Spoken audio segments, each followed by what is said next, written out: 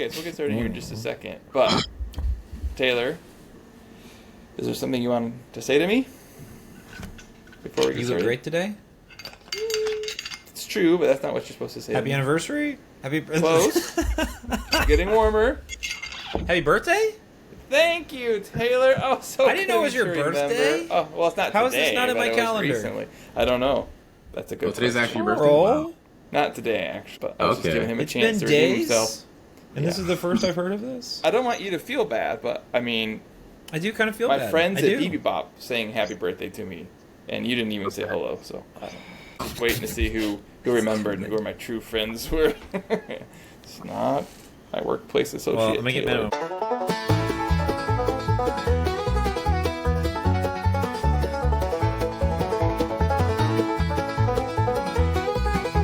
It's everyone. A big deal. Welcome back to another exciting edition of the Liquid Weekly Podcast. That time every week where I get to make people feel terrible about themselves. Taylor, good to have you back. Speaking of which, how are you today? Thanks, Carl.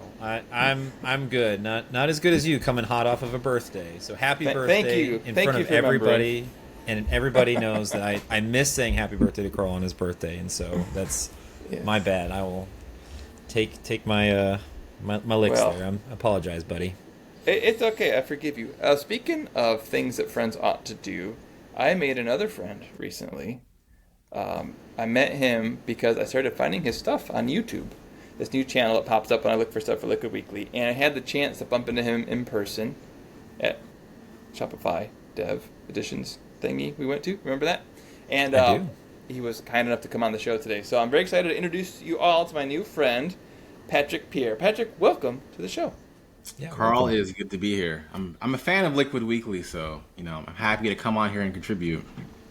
Thank you. Well, we're excited to have you on here too, and like I said, I'm looking for some new friends. So welcome. And Patrick, you are the founder of the Code That Converts YouTube channel. That's how we found you. But you're more than just that. You're also a Shopify developer. So tell us how you got into development, and specifically Shopify development. Well, it's actually a very interesting story. So a lot of people don't know this about me, even people that watch my channel. I used to be a pharmacy major in college, right? So I was studying pharmacy. I was about to graduate. It was 2 weeks from graduation, and I had what I like to say is a quarter life crisis. Started asking myself big questions. Why am I here? That kind of thing, right? And I told myself during one of the exams I was in, if I can't figure out why I'm here and why I should be on this path, I just won't do it. And I couldn't figure it out, so I got up and left. Still graduated, by the way. I have my degree. There you go. Yeah, 2 weeks away. You gotta still get the degree. Yeah. I still graduated, but essentially, the entire path I was on, I decided I'm not doing that anymore. So at the time, I was working in a research lab that worked with the St. Jude's Hospital. They were teaching us Python. So I left college and I was like, what else can we do with this Python stuff? And that led me down the rabbit hole of free code camp and web development, eventually to JavaScript. I started working with an agency. I went to a boot camp for free, by the way. That is a thing. People can do that.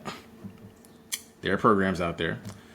And I ended up working with this WordPress agency, realized I hated WordPress. I really hate WordPress. And then I was like, there has to be a more modern way of doing things. And that's how I got into Shopify. Well, wait a second. How did you make the jump from WordPress to Shopify? Like, were you doing e-commerce projects? Were you just like browsing for like things that are better than WordPress and Google and Shopify popped up? Like, there's gotta have to be some kind of link. Yeah, I was doing a WooCommerce project, and I was like, this is so like, it's doable, but this is like so complicated. There's like 60 different ways to do something. I'm like, there has to be like one uniform way that's modern. I don't know if you guys have done any WordPress development before, but the way they butchered PHP, I'm not a fan. Well, yeah. Let's just say it's My initial introduction to the web was WordPress. That was how I first got into web development as well, and so it's a great gateway drug for web development. I'll put it that way. Mm-hmm. Yeah, one of those Speaking to a former pharmacist. Yeah. Got to use the vernacular. Wow, so what did your parents think when you just turned your back on your 4 years of college? Oh, man. So my Should we get them dad. on the show? Actually, they're right here. Let me bring them. Just kidding. You don't want my mom on the show. Believe me, you don't want her here. Yeah, But you know how it is. Like I have Haitian parents, so Caribbean parents, they're very extreme. So my dad was like, "Oh, you're wasting all of our money," and my mom is crying. You know how it is. But it all goes away once you help them pay their mortgage, so it's fine. Oh, that's the secret, huh? Okay. So if you're having family difficulties, ladies and gentlemen, money. Money answers those problems. Money answers all those problems for sure. Wow, that's So really you, cool. so you made this big hard left turn, like you said, you were looking for something better.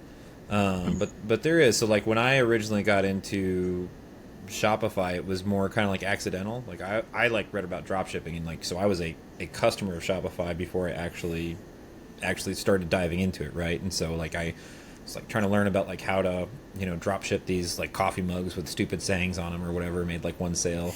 And so I was really interested in the development side. I did not care for the marketing side of the things that you have to do in order to be very successful, to run a brand or any kind of a shop in that degree. Unless you just have an absolutely dynamite product and coffee mugs. There's just nothing super novel about that, even if they've got funny sayings on them. So, but then I found like someone else. When I first, did you have that like when you were first looking at Shopify? I had this first initial impression of like, this is too easy. Like nobody's going to pay me to work on this. That was actually my initial thought with Shopify. I was like, nobody actually needs help with this until I actually helped somebody who got pretty decent sized web design gig for it.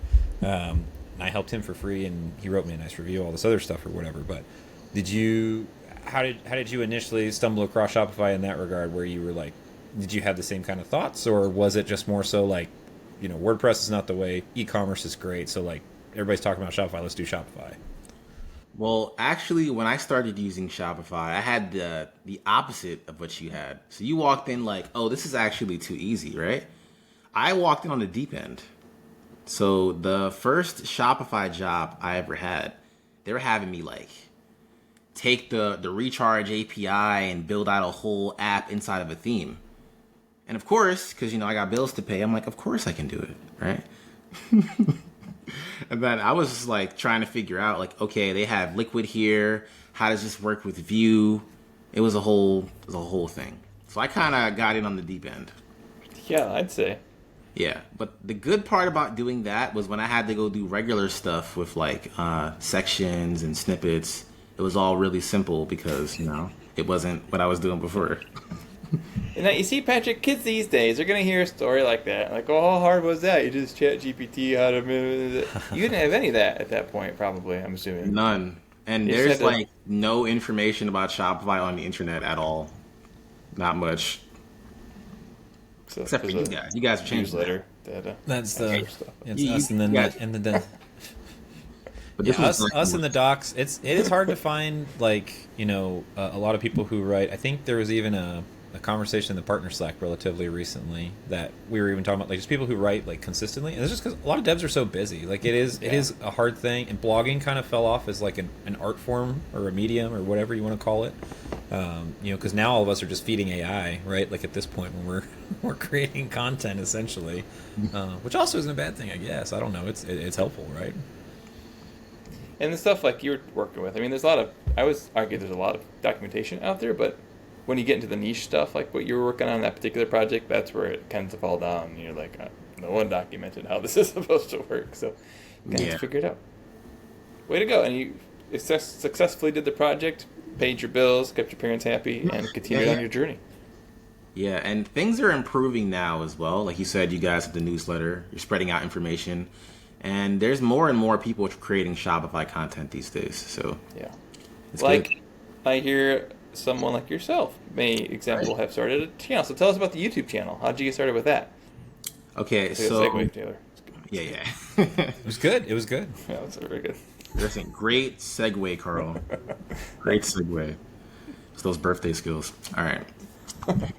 So, well, actually, ask me the question again. Yeah, how did you get started? Well, why did you decide to start a YouTube channel? And Okay, then what sort of steps you take to get started? What's your hope with that channel? Besides, So when I started the channel, it was the year that Shopify was running this theme development I don't know if it was a contest. I forgot what it was called. It was the accelerator. The accelerator, yes, the theme accelerator. So I was in the theme accelerator. Is that last year? No, that was this was years ago. Yeah, several years ago. At least 3, maybe 4 years ago at this point. Oh, so you can remember that, Taylor, huh? You remember that date, but you can't remember. Okay, fine. Anyway, 2 years ago. Only the important dates, right, Taylor? That's right. I think it was about 3 years ago, yeah.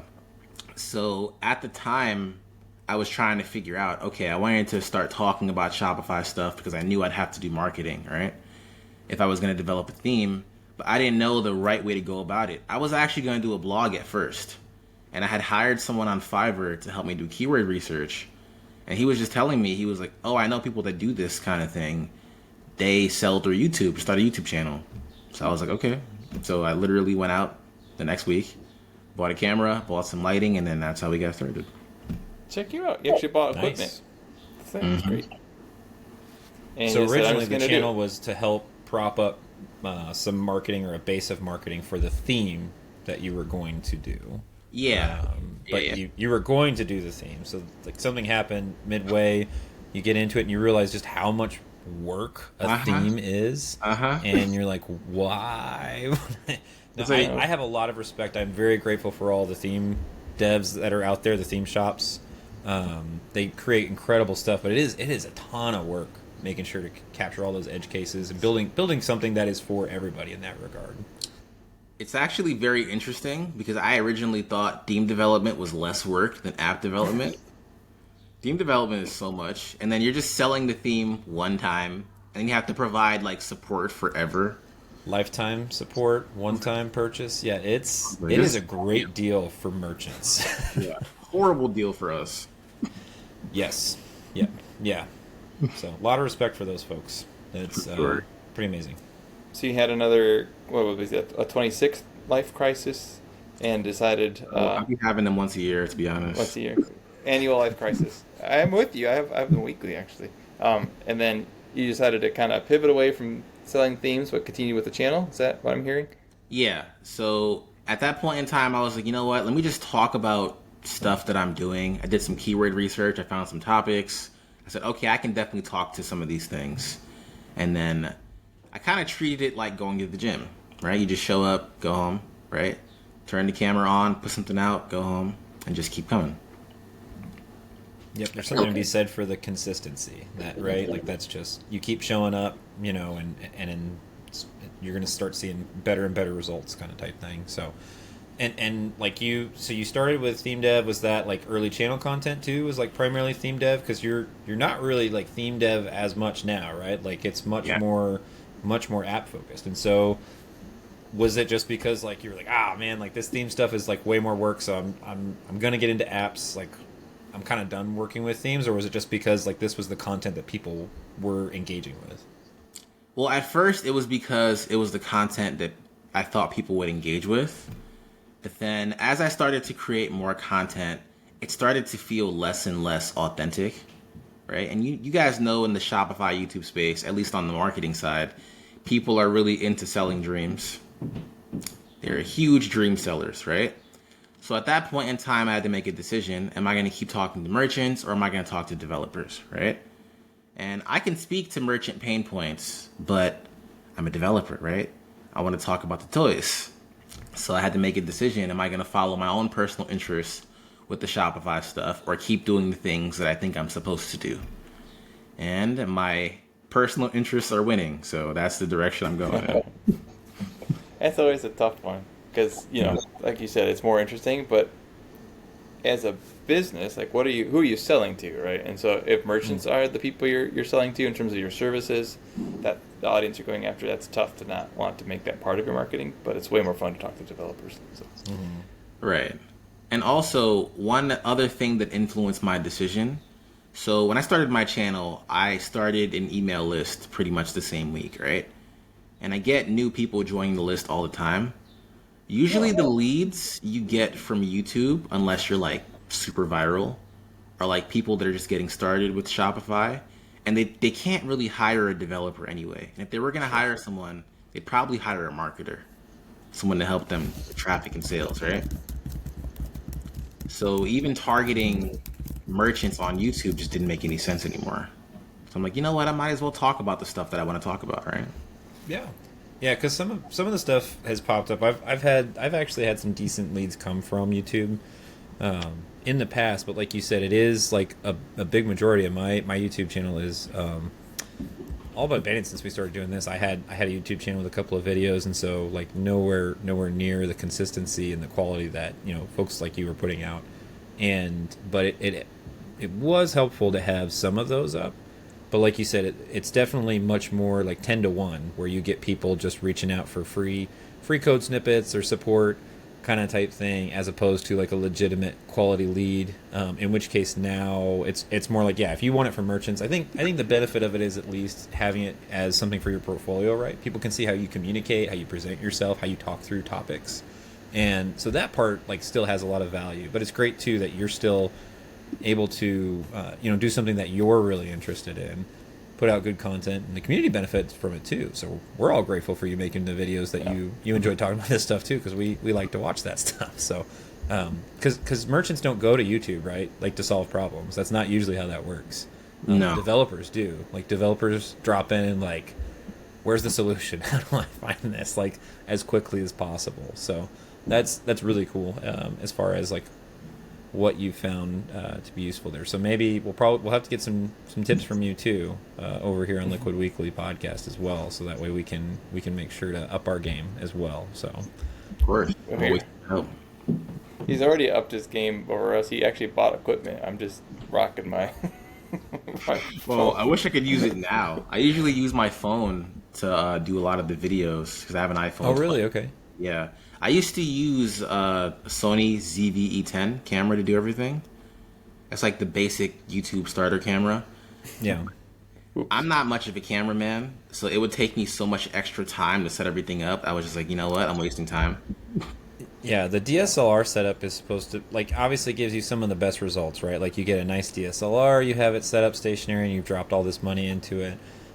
But end of the day, yeah, it is. It's a lot of work. So, like, maybe if you're doing it full time, right, or whatever, like it makes a lot of sense, kind of type thing. Or you just have a lot of fun money and time to have that set up and ready to rock all the time. But yeah, it's hard to maintain.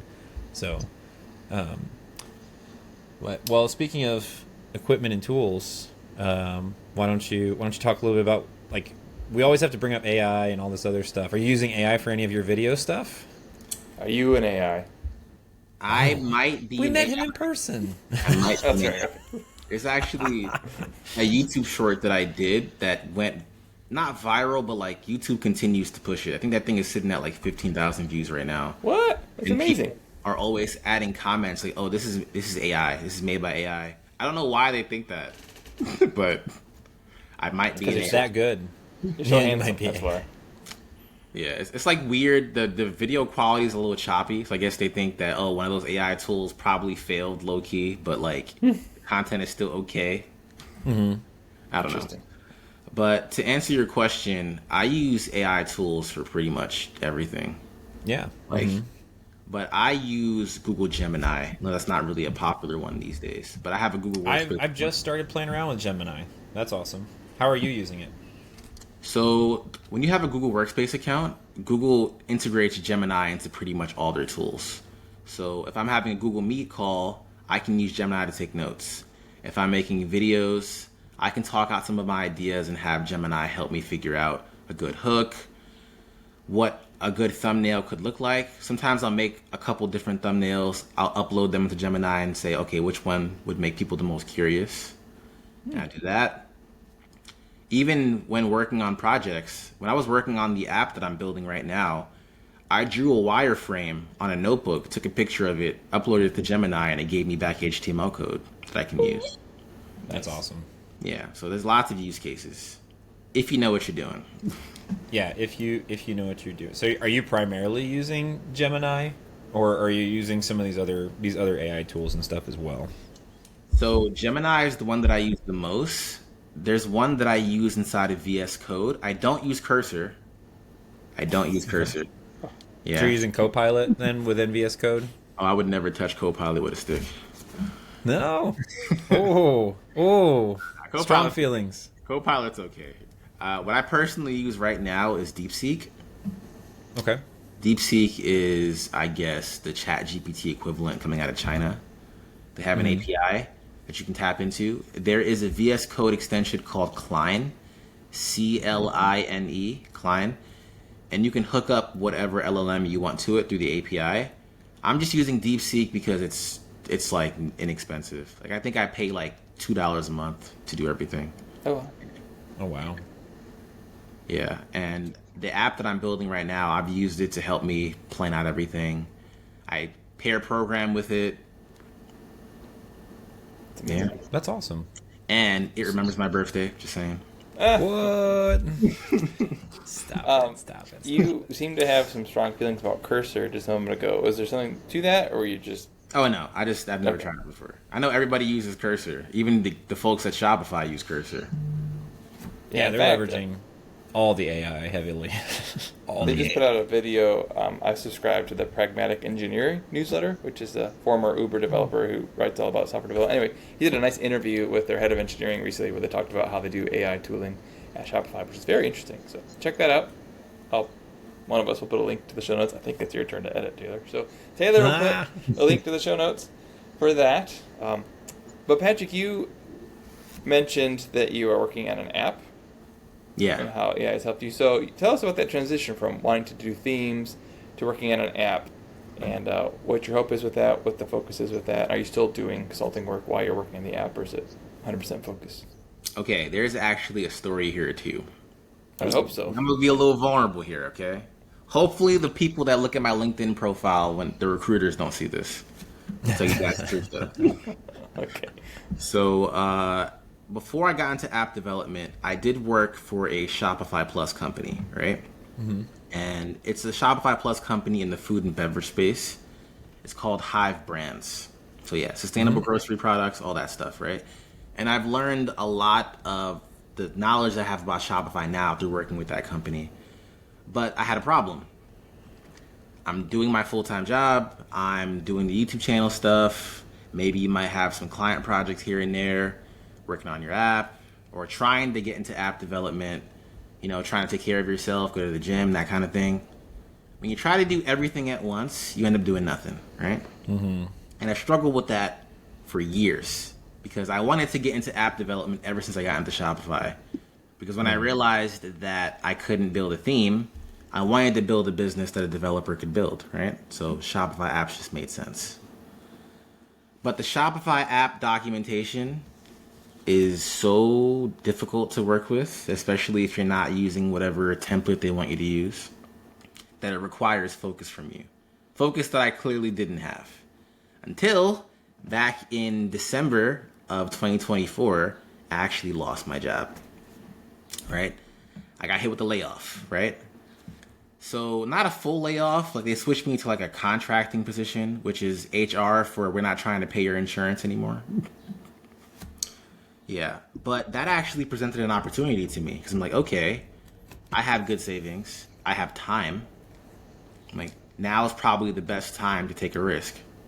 Yeah. So that's when I decided to actually really start taking the Shopify app development thing seriously. I took it so seriously that I went to... You guys are familiar with Matt DeSouza? You guys know a developer named Matt DeSouza? Okay, cool.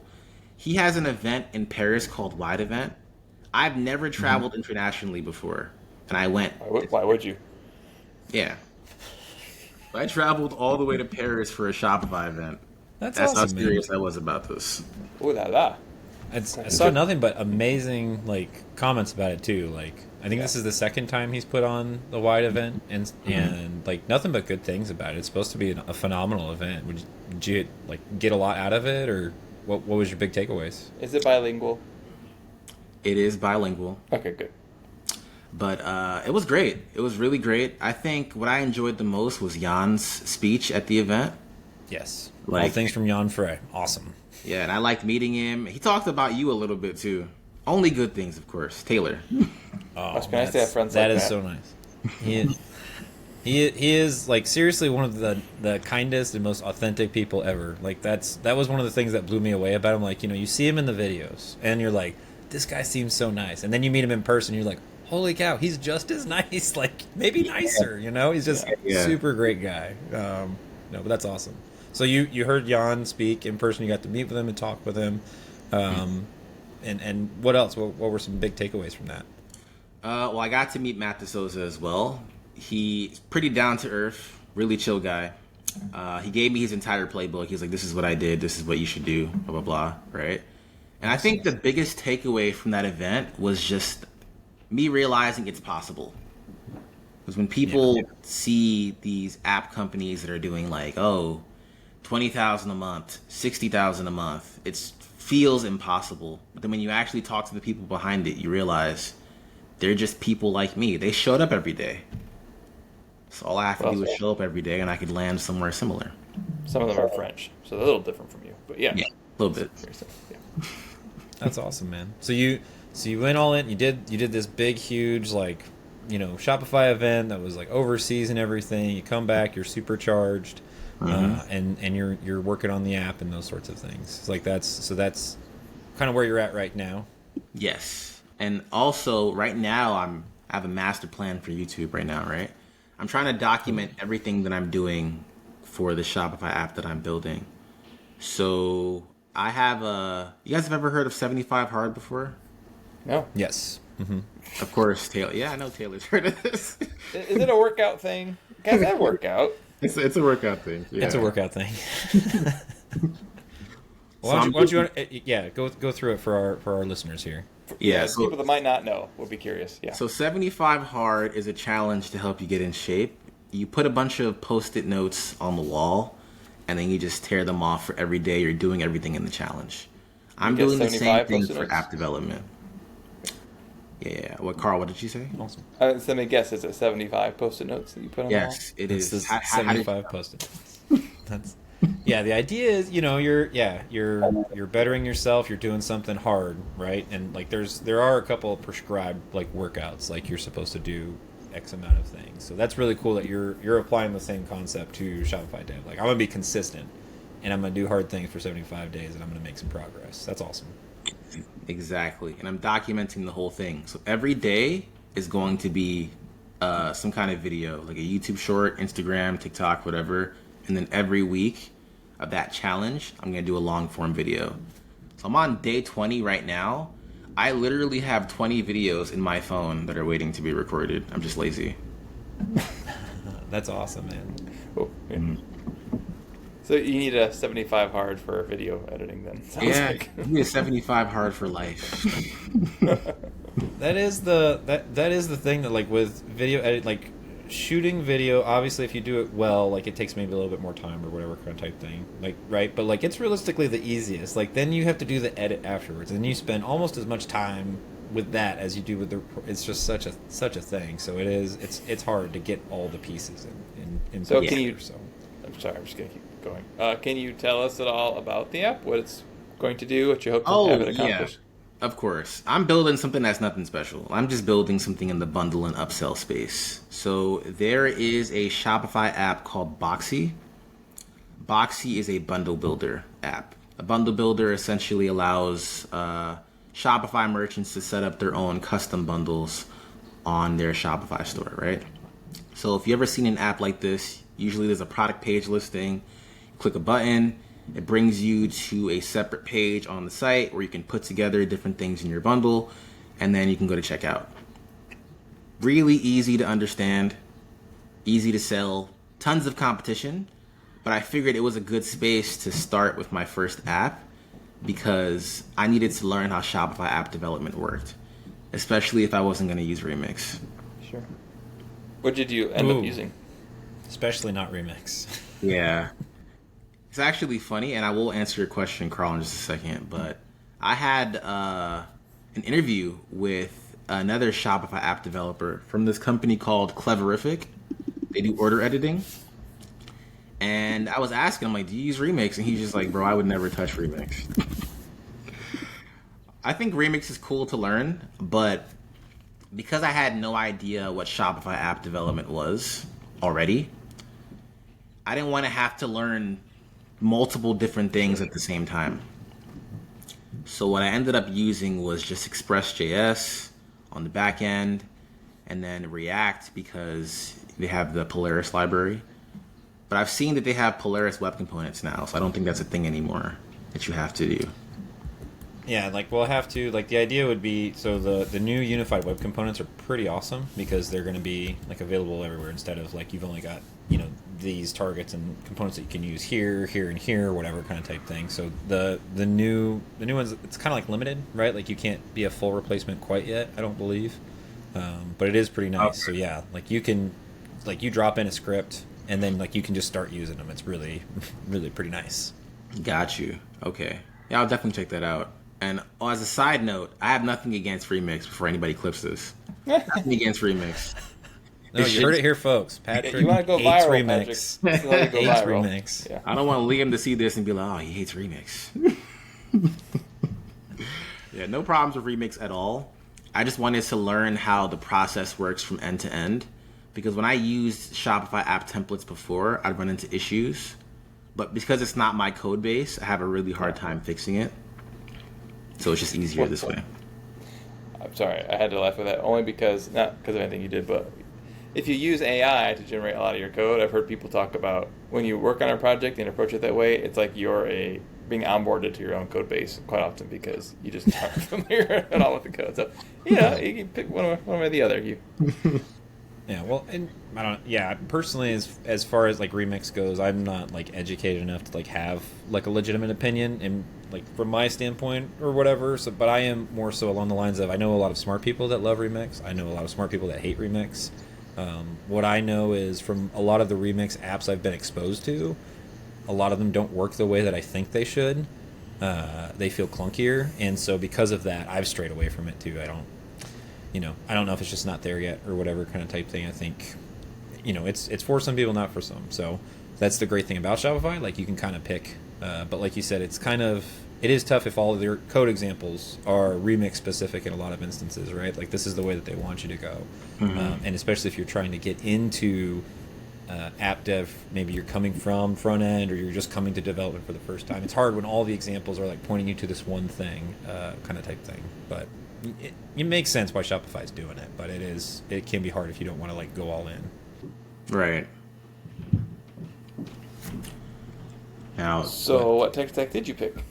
I just did Express.js on the back end, React on the front end, and it's good to actually learn how everything fits together.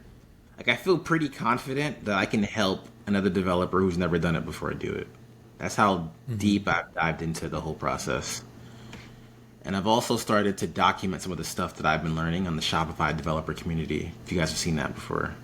That's awesome.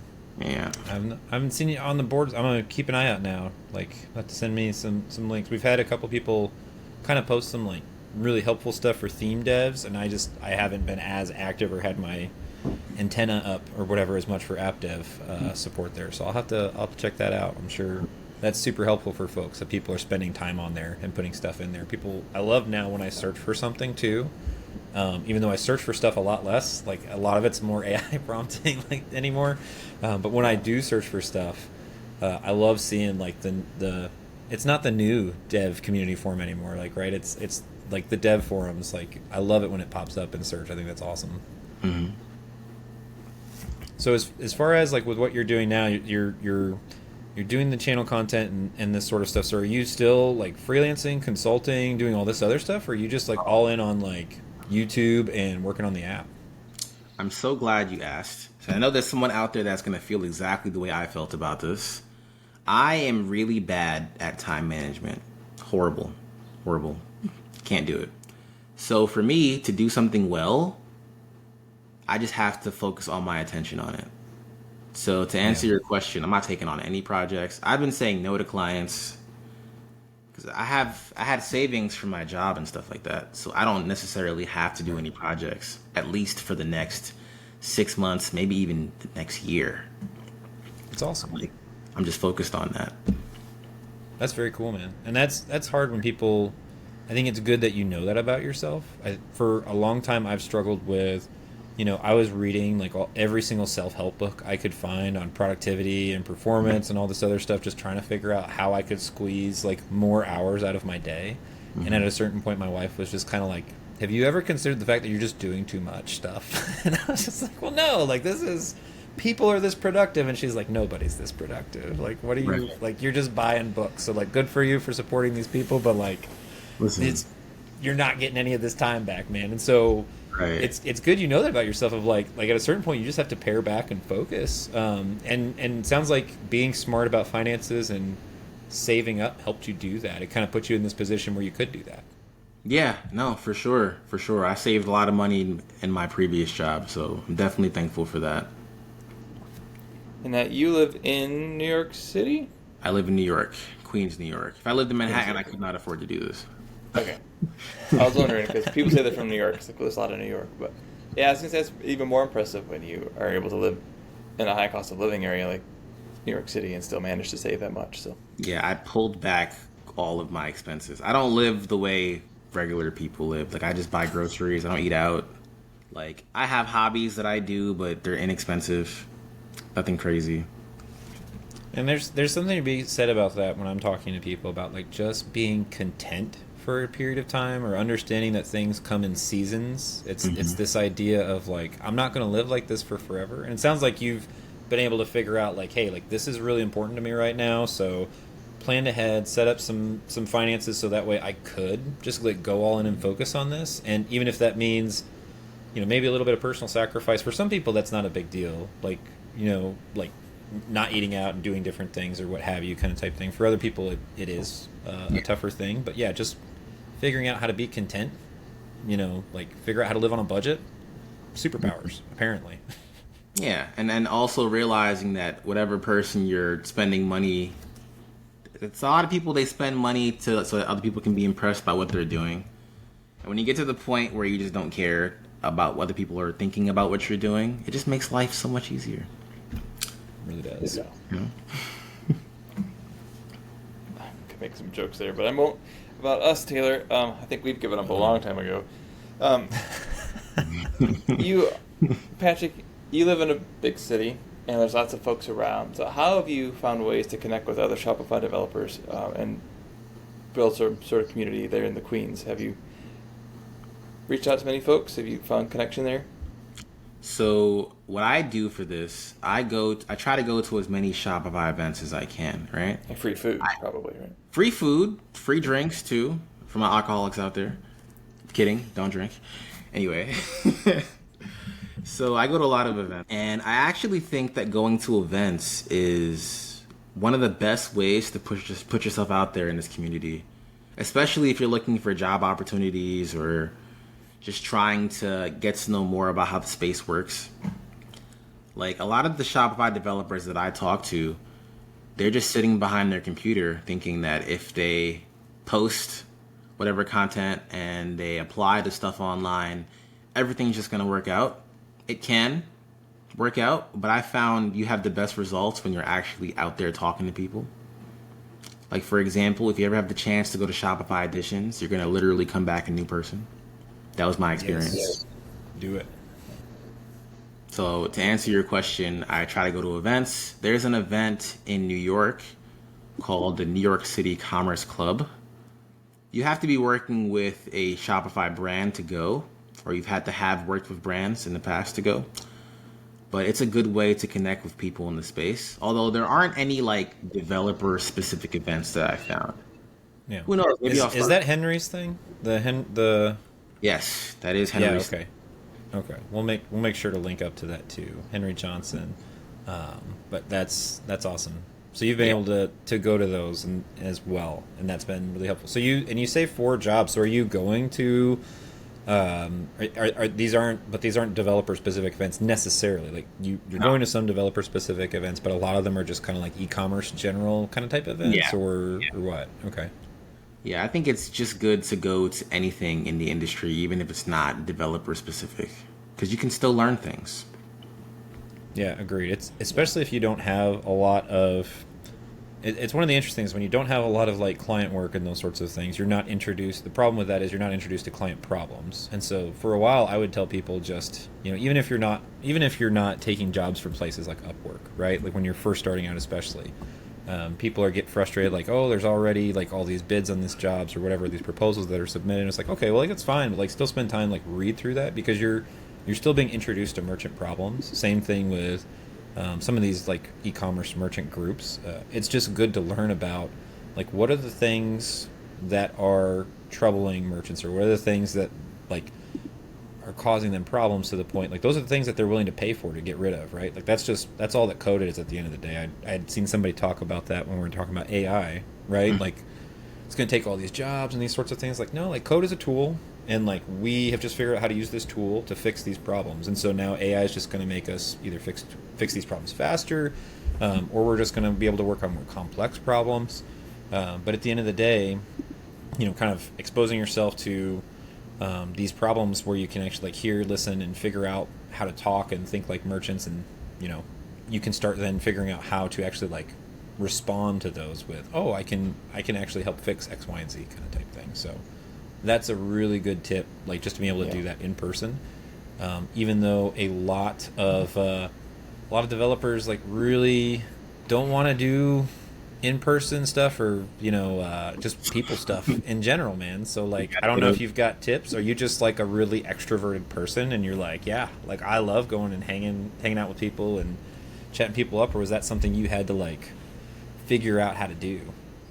Before I answer that question, I wanted to ask a question to two of you. So when you first met me at Shopify Editions, what was your perception of me? Did you think I was a people person? Yeah, I would say that, yes. Yeah, okay. Carl's thinking. I'm still more thinking. thoughtfully than I am.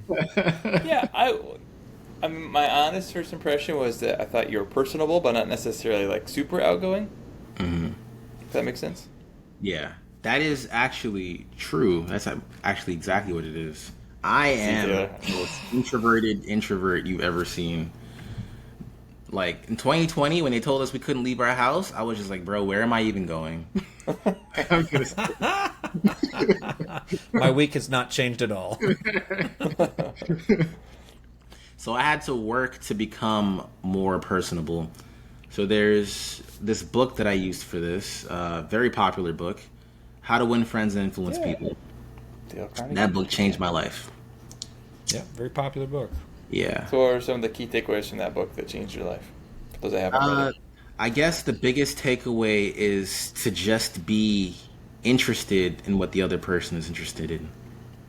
So you're talking to someone, take a real interest in them, right? Like ask them questions about what they're doing, what they're excited about, and really listen to them. And talk to them, use their name in a sentence, that kind of thing, right? And over time, as you do it, it just becomes more and more natural, so you don't have to think about it as much. You taking notes, Taylor? Yes, I am. Good. I didn't go to school for this stuff or anything either before I became a developer, but yeah, taking notes just in case. Patrick, I'm curious. I learned this little concept years ago, and I don't know, it could very well be from that book, because I'm not sure who came up with it, but someone taught it to me, and it's called, if you're trying to figure out how to start a conversation, like you're an introvert in your place, like I don't even know how to begin like talking to someone else. Mm-hmm. It's called Master of the Obvious, or MOTO, M-O-T-O for short.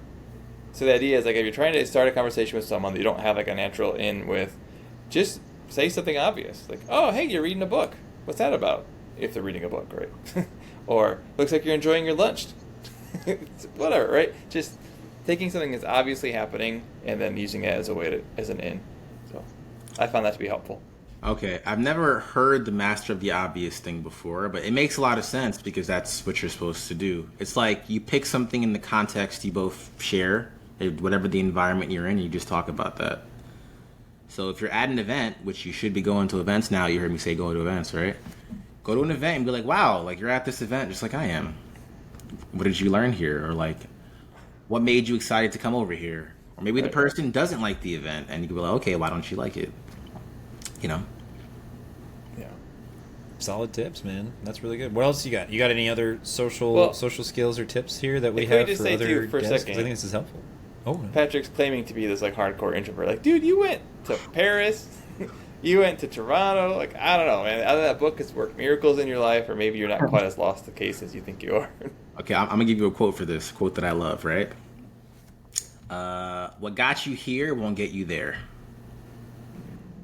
So I had to make a decision that, like, I'm here in my life right now, but I want to go there. There are certain things that you have to learn or do in order to get to the next level. It's just a matter of, do I actually want to do those things, or am I okay with where I'm currently at in my life? And I was always willing to do more, so, take the risk. That's awesome. I'm all about getting to the next level, but I often wonder in life, especially as I've gotten older, you guys may remember my birthday was recently, how many levels are there do I need to achieve? Like, I'm all about getting to the next level, but at some point it's like, is there another one? Really? Okay, I'll I hear work on the next level. I hear you. Like, that is the thing I think about as well, too. But I just like the feeling of growing as a person. Sure. So, I never feel that way about it. But I'm sure I'll eventually reach a point where I'm like, I could probably just chill right here. Haven't seen it, though. Yeah. Probably not going to happen. But that's what makes people successful to some degree, right? Like, is you approach every situation with, I can learn something, or I can get better, or something like that, or whatever. I think that's how everybody progresses, and so not a bad thing. Yeah. Patrick, I think I'm picking up something about you and your personality in that some of the things you described with what you're doing. I think I would hazard to guess that you're a rather disciplined person between the way that you approach like the 75 hard, the way that you've approached. I know you have a pretty rigorous physical fitness routine, all that sort of stuff. It seems like you really have a sense of self-discipline. Is that an accurate statement? Well, if you ask other people, they'll say yes. I don't think I'm that disciplined personally, but I guess, we're always our own worst critics sometimes. I guess I'm pretty disciplined, or at least I'm disciplined for the things that matter to me. I mean, there's a lot of things that I'm not good at and I don't care to be good at, right? Yeah. I think it's an important call-out, though, because a lot of what you have done as leading up to your success and getting into the next level is rooted in the character trait of self-discipline. And I call it a character trait because it is, and it's something that if you don't possess it in life, it can be worked towards to increase your level of self-discipline, right? I think so many people overlook it as not a part of success necessarily. But if you don't have that, then your ability to show up every day, your ability to do hard things, your ability to change, be consistent, all those things fall away. So I think it's cool that you have that and are growing in that. Well, I appreciate that. And you made me think about something just now, something that I tell my brother sometimes. My brother is 15, right? He's a sophomore in high school, right? And I always tell him that if you can't keep promises to yourself, who's going to believe you when you make a promise to them? Yeah. Right? So I think about everything from that reference point. So instead of discipline, it's just me saying, okay, I said I'm going to do this, but I'm not doing it. So if I can't even take me seriously, why should somebody else, right? Right. It's another character trait, integrity. It's good. It's great. All good things. Yeah. Yeah. That consistency, man. We're getting close to the need to talk about the change log, but real quick, I know you guys want to nerd out on this, and I know Prakar's listening. You guys both love the gym. I also went to the gym until COVID, okay? So it's not unknown to me. But what's your current, excited thing that you're doing with your workout routine? Describe to us a typical Patrick Pierre workout session. Oh, I love this. Okay, hold on. Yeah, I know. Let me adjust myself. Okay, so I love calisthenics workouts, right? I used to be really into lifting weights. Still lift weights, but I do a lot of calisthenics now. So if you ever seen gymnasts before, male gymnasts, they train with these rings. I train with rings. So I go to the gym, set my rings up, and that's what I do. Literally that's last brutal, night. man. It's amazing. It's amazing. So the cool thing about working out on rings, you can take it anywhere with you, and you can add weight to your body. So I'll do ring dips, ring pull-ups, muscle-ups, all that stuff. And if it ever gets really easy, I just slow everything down. Last night, we were doing dips. I was like, we're going to go as slow as possible. And me and the guys in the gym were competing. I did lose, actually, last night, so I got to lock in for the next session. But yeah, Dang, that's pretty intense. Those people look at those and you don't realize how much control that requires. Nope, I'm gonna stick to weights, thanks. But that's awesome though. When did you transition from weights to rings? So back in 2020, when they told us we can't go to the gym, I was like, yeah, I'm not gonna get fat. So I had to find another way to work out. So I bought the rings, and then I would just go to the park, set them up. Smart. That's awesome. Mm-hmm. I also own a set of rings. I don't want to brag. And I do use them on occasion, mostly for calisthenics. But I've not been so bold as to take them with me and go set up somewhere. I usually use them with a kind of pull-up bar that I attach them to. Could do some stuff that way. Okay, that's pretty cool. Nice. That's something, man. Nothing wrong with that. So, and like, this is a good. I think this is always a good thing to talk about in general, because as developers, and we're sitting a lot of times, unless you've got a cool setup where you're on a walking pad writing code, and you're more talented than I am of being able to like do multiple things at once. I'm a dog chasing cars, so like whatever Guilty. is taking up my focus at the time is just what I'm doing. So what is your like routine during the week look like? Because it is important. It is important to like not neglect your physical health, because like you think better, even like when you're more physically active. It gives you, it's good for your brain, it's good for your body, it's good for your health, so like all across the board. So, how do you fit that in? And like, you've already got this busy schedule, even though you've blocked off these other things, so you can kind of like lock in on the stuff that you're doing now, but obviously that still takes a toll. You've got other priorities and stuff. So like, do you, make so much time every day to go to the gym, or, like, what does that look like for you? Okay, I'm actually glad you asked this, because a lot of people think that you have to go to the gym every day. You really don't. You just need like a good 3 workouts during the week. And then throughout the week, you just need to make sure you're not like overeating. Like, don't be a big back. Do you guys know what a big back is? I don't know what a big back is, but I do want to hear the definition for this. So essentially, if you overeat, your body starts to swell up and you start to get a big back, all right? So just don't be a big back. Like when you're eating I'm not saying don't go out and enjoy yourself, like, and I you're love at this term. restaurant, but just don't do too much. So what I do, I have a scale. I weigh myself every morning, right? I see how my weight is trending. I'm actually currently 200 pounds. I'm trying to cut down to 185. So every day, I don't track my calories anymore like I used to. It's too much work. So I'll just eat, and then I'll see if my weight is trending down or trending up. If it's trending up, obviously I'll pull back on whatever it is I'm eating for that week. If it's trending down, I know we're moving in the right direction. And then as far as working out, I just try to fit in 3 workouts throughout the week. And I give myself a lot of leeway too. Like if you miss a day, it's like, okay, it's fine, right? And also recently I've been trying to get 10,000 steps a day as well. If you hop on the treadmill for an hour at 3 miles per hour, you'll be at about 7,000 steps. And you'll get the other 3,000 just from living your life that day. So I'll take out my iPad, put on some TV. I'll just watch whatever I'm watching for an hour. And then you're done. Your podcast is an hour long, just saying. Right. Right. Watch Liquid Weekly for an hour. You just walk, learn something new, go about your day. Do it every day. There it is. That's good. So I would agree. I like that idea of, with what you're doing, you can do it with a couple of workouts a week, and then just staying some version of active, right? Like, especially if you're sitting at a desk.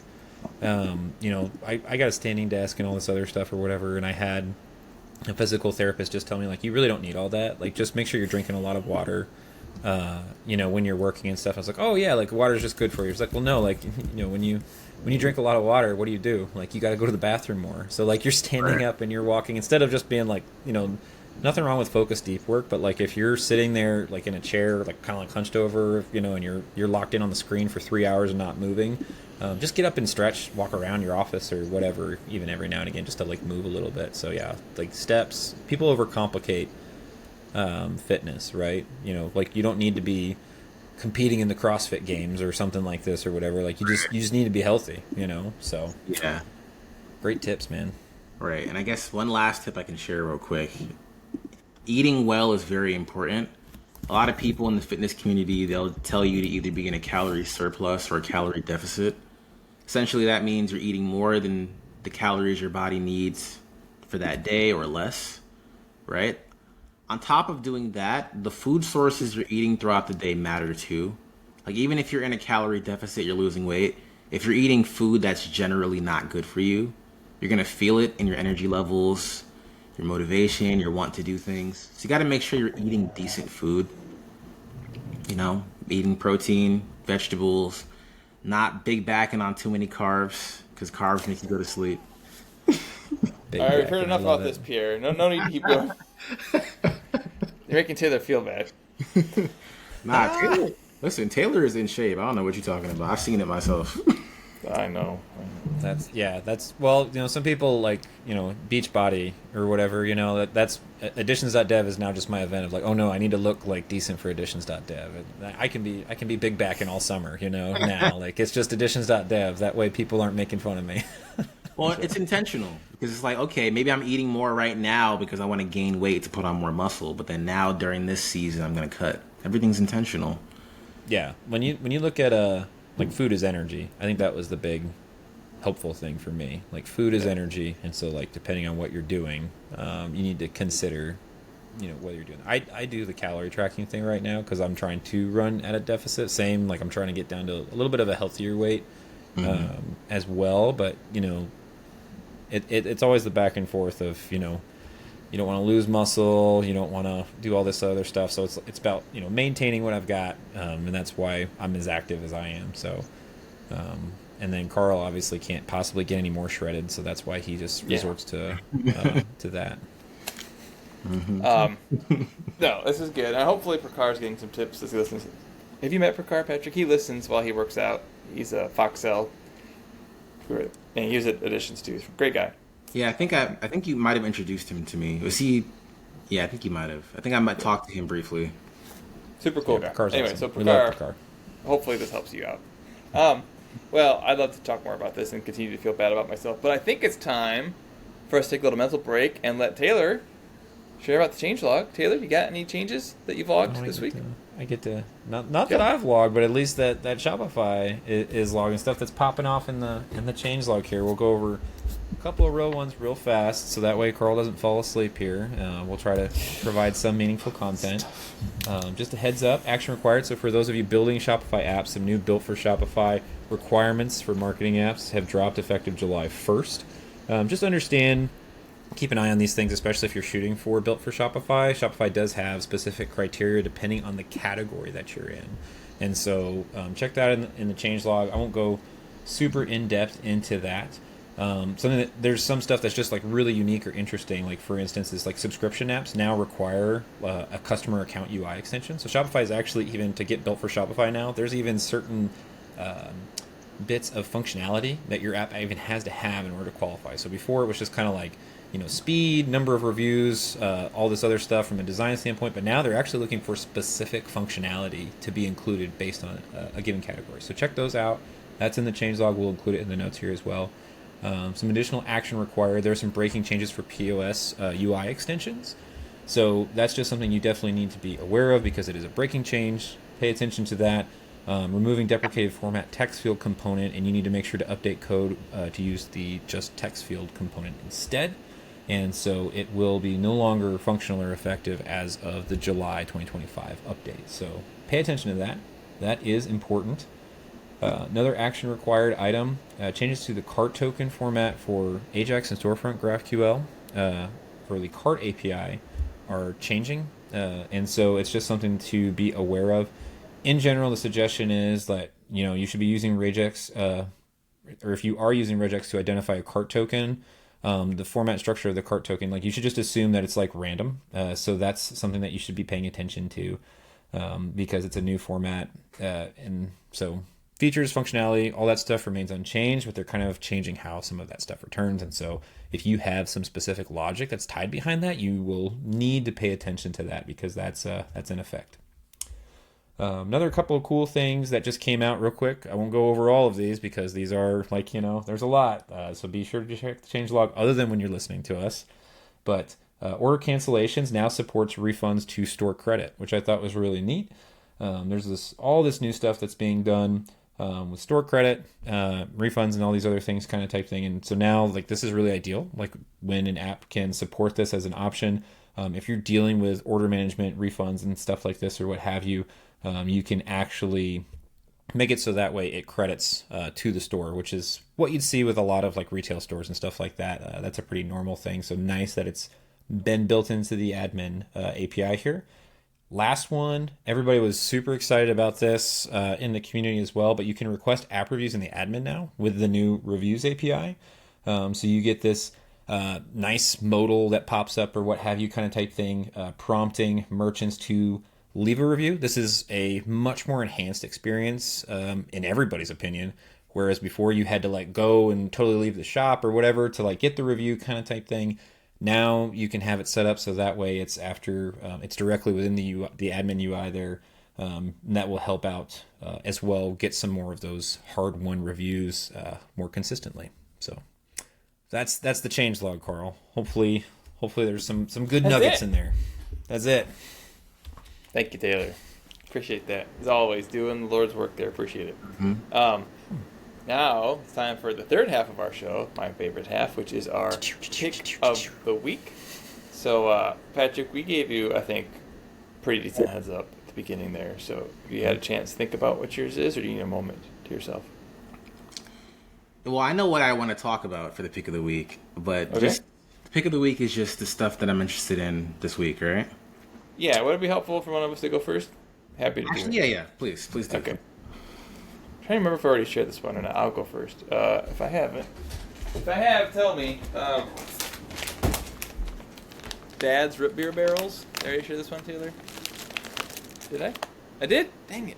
Yeah. Well, I got another one. So there's a... What's that? No, go ahead. I just get so excited about food. Especially after that conversation we just had. I'm hungry. I was going to say, after Patrick's conversation, you really want to big back it. Get these root beer barrels. It's intentional. If he wants to eat, let the man eat. Anyway, I got all kinds of things I can say about food. So I was reading something online the other day, randomly. I just finished up the Murderbot book series. I'm looking for a new book, and someone mentioned a book to me. I have not read it yet, but people seem very excited about it. It's a series. It's called Dungeon Crawler Karl. Karl with a C, not a K. But still, very cool. So, I've heard good things about it. I heard the audiobook presentation in particular is a really fun way to go. It sounds a little bit... this is I've not read it. It sounds a little bit like Ready Player One, but for like Dungeons & Dragons maybe more? I don't know. We'll see. I'm probably pretty ignorant. But I'm looking forward to reading that. I am number 89 in line at the library. So it might be a bit yet, but that's my pick of the week because I can get it for $12 on Amazon during Prime. Maybe I'll just do that. We'll see. Nice. Got you. Okay. Actually... I'm going to change mine. Because pick of the week, I thought it was just something you're just interested in doing that week, but it's actually like a recommendation for people watching, right? No, it doesn't have to be. Patrick is the world's your oyster, man. Yeah. Okay. You're our guest. Do what you want. Okay, there are three things that are top of mind for me then, so I'm going to just do three of them, right? So, number one pick of the week for me, right? To those of you that are a little worried about being social, one thing that makes it really easy is to actually go to dance classes, specifically salsa and bachata classes. You would get very comfortable with people very quickly. You might even meet your wife there. Who knows? I have like a IOU from my wife from like an anniversary from like years ago where I didn't actually get her anything. It's like, oh yeah, we're gonna be able to do dance classes at some point. So I know she's gonna cash in at some point. So salsa and what was the other one? Bachata as well. Yo, you take her out one of those two. Yeah. It's a good time. It's a good way to get your steps in as well. Actually, go to one of those classes. 4,000 or 5,000 steps right there. Just going for one session, right? Highly recommend. I told you how bad I sweat, man. That's everybody's gonna be slipping on the dance floor. You know, it's gonna be bad, buddy. Headband, so bad. Yeah, you gotta bring multiple shirts with you too. You gotta be like I'll layer up, man. Just gotta sweat through the multiple layers to get some there. stripper clothes. You can rip off in his time. Hey yo. All right, so dance class is one. Okay. So yeah, dance class is my first rec. My second one of these, actually, this is a timer. Ooh, Pomodoro timer. So when you're working, I live my entire life on timers, right? See? Self-disciplined. Yeah, the reason I'm able to even do things is because I time everything, right? You get a good sense of how long certain things take.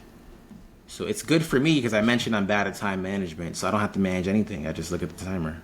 Like, oh, it's not ready. I'm not ready to get up yet. Cool, I'll just keep working. So that's a cool looking timer. Tell us what I don't understand. It's like a square with numbers on it.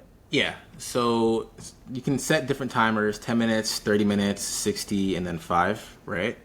So I do the Pomodoro technique.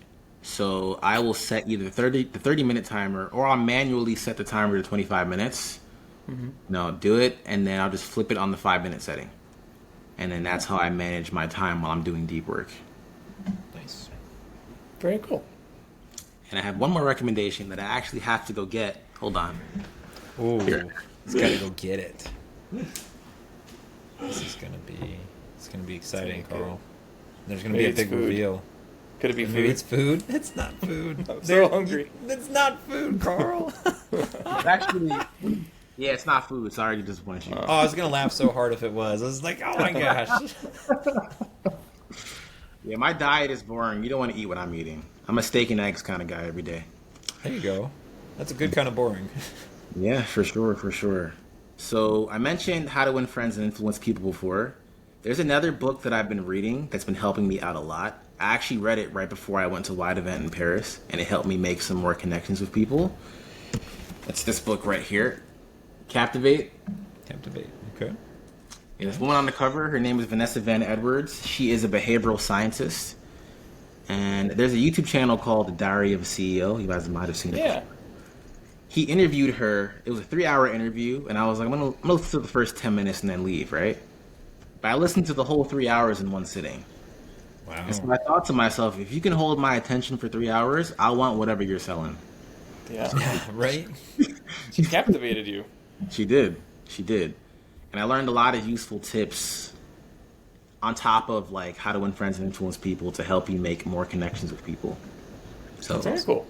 Very I useful. haven't heard of that one, so that's a solid pick right there too, I man. mean, it's Nice. no dungeon crawler, Carl, but Captivate's a good title too. Well, you don't even know if it's good, Carl. You're just like, other people have told me this is good, so it's kind of like you're just letting us If know. she had named it Captivate Carl, that would be interesting.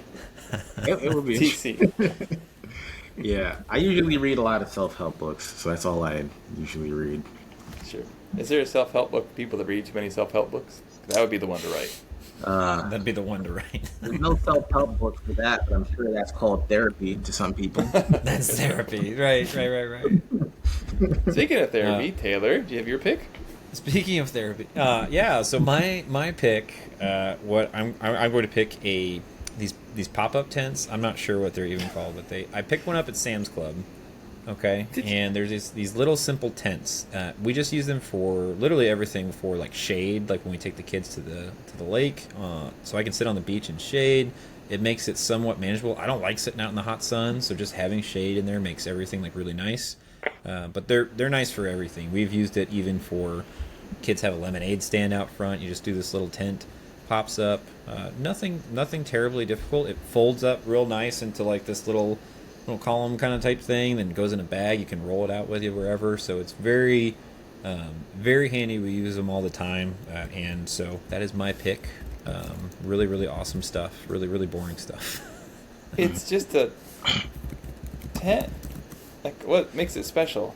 Just the fact that I'm struggling. Nothing makes it special. It's not special at all. It's my pick, Carl. I get to pick what I want. It doesn't have to. I told you boring. So it's these tents.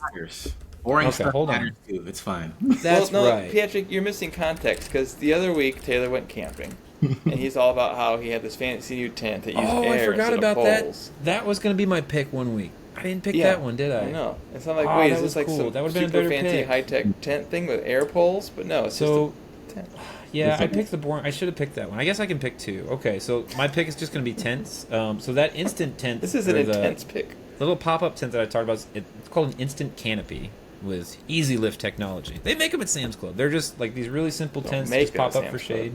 They're fantastic. They make them at Sam's Club, Carl. The factory is right there in the back. Actually, it's not, because I broke one and they definitely don't have the parts for it. That's done. Wait, so you're a big camping guy then? What's that? No, are you a big camping guy? Like, you love camping? So I do love camping, yes. Okay. You might have to teach me how that works, because I'm a city boy. We're all afraid of camping, afraid of bears. Well, that's even when you're camping. Like, depending on where you're camping, like you're probably not gonna have to worry about bears. Okay. But my second pick. So I have a family of 4, wife and I, and then 2 kids. And we recently upped our camping game because my wife was like, the tent's too small, and I don't want 2 tents because I don't know. Like, even if they're right next to each other, she's like, I want my kids in the same space. I don't know.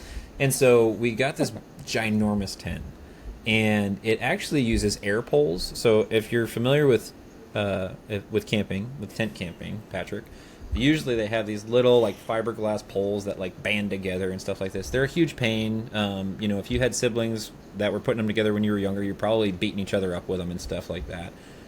This tent, it's called the Evo TLV2 air tent, but it uses air poles. And so what you do is you bring this little air pump with you. You pump up these air poles. They're just like really reinforced. And instead of having to pack these little poles around and stuff like this or whatever and finagle with them and worry about like ripping the tent or something like that, you literally just pump air into these poles. You pull the tent up and the whole thing stands up. It worked really, really well. Was very impressed with this tent. It's a very expensive tent, so I wouldn't recommend it. But this is what we did instead of buying a camper. And so if you're not an avid camper, it's definitely not for you. If you have a family, you need a really nice big tent. They're modular, so you can actually like get a bunch of them if you want to go with a whole bunch of people, tent camping and those sorts of things. It's great for that. So I'll include links in the show notes, but it is it's a little bit on the pricey, so it's not for the faint of heart here. And you come with Wi-Fi. Yeah. How much Wi-Fi? What's that? Does it No come with Wi-Fi? No. I don't think it's going to be for me. I was looking at, I've heard a lot of good things about the Starlink, the little Roam one that they have. It can fit in a backpack and stuff. So I was going to actually pick this up for if we go, we usually go for like maybe 3-4 days at a time. When we do go, it's a long weekend or something like that. So it's enough to run my hotspot on my phone. Got you. No, it sounds pretty cool though. Yeah, so there, Karl. That's the fancier one. That's a lot more expensive. The little canopy tent for shade and stuff is much more accessible from a price standpoint than that. But we actually had to plan for that purchase because it's like over $1,000. So it's okay. Well, that was very exciting. I learned a lot about tents and stuff. So I don't know. I think we've done it, guys. I think we have done it again. You've wasted another perfectly good hour you could have spent coding, listening to the Liquid Weekly podcast. Patrick, thank you so much for joining us. Excited to see that app come out, and when you do get those videos uploaded, how you actually did it. Taylor, enjoy your tent, and I'm going to go eat something. So thank you all. Happy hacking. We'll see you in the next one. Yeah. Thank you guys for having me. Yep. Thanks, Patrick.